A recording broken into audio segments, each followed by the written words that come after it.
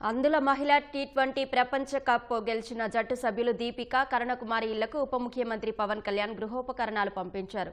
Party నాయకుల ద్వారా వీటిని అక్కడికి చేరవేయించారు.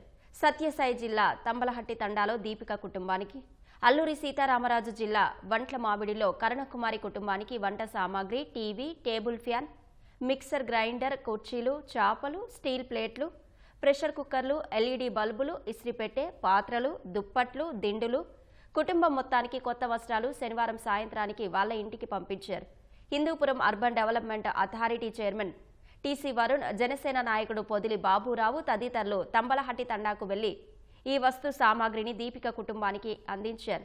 రాష్ట్ర జానపద కళలు సృజనాత్మక అకాడమీ చైర్మన్ వంపూరు గంగులయ్య, జనసేన నాయకుడు వన్నెంరెడ్డి సతీష్ రెడ్డి తదితరులు కరుణకుమారి ఇంటికి వెళ్లి వస్తువులను అందజేశారు. ఇద్దరు తెలుగు క్రికెటర్లకు క్రీడాకారుల కోటా కింద కొత్త గృహాలు నిర్మించి ఇచ్చేలా ఏర్పాట్లు చేయాలని పవన్ కళ్యాణ్ అధికారులను ఆదేశించారు. కొత్త ఇల్లు నిర్మించిన తర్వాత వాటికి తగిన విధంగా ఇతర అవసరమైన గృహోపకరణాలు సమకూర్చాలని నిర్ణయించారు.